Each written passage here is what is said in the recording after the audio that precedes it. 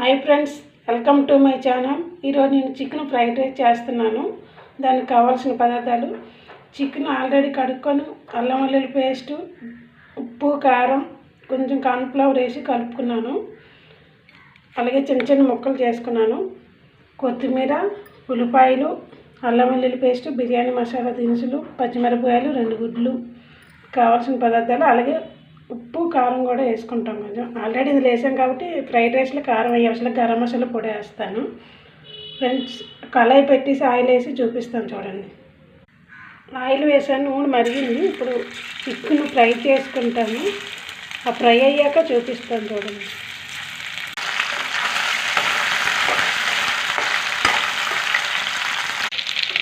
Chicken fry అయ్యింది, తీసుకున్నాను ప్లేట్లోకి. ఈ ఫ్రై అయిన దాంట్లోనే ఎగ్స్ 2 కూడా పగలగొట్టి ఇప్పుడు వేస్తున్నాను చూడండి. అవి కూడా కొంచెం ఇలాంటి ఆయిల్ సరిపోద్ది. ఎగ్స్ వేసాను. వీటిని కొంచెం పొరుట్లా చేసుకుంటే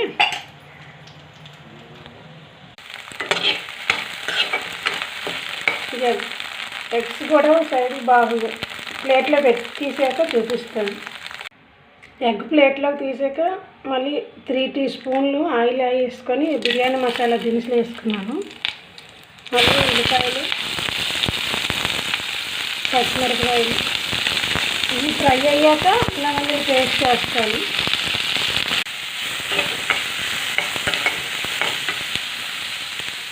అలాగే ఇందాక నేను అన్నం ఉడికించి పెట్టుకున్నానని చెప్పలేదు. ఆల్రెడీ అన్నం ముందు ఉంటుందని ఉడికించి పెట్టుకున్నాను.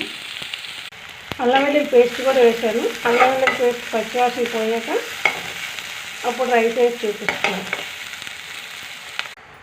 గరం మసాలా పొడి వేస్తున్నాను.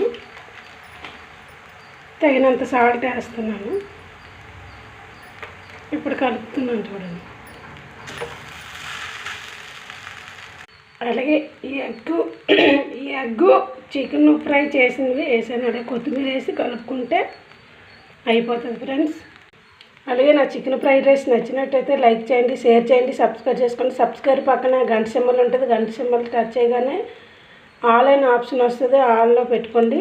నేను పెట్టి ప్రతి వీడియో మీ సెల్లోకి వస్తుంది. Okay friends, bye.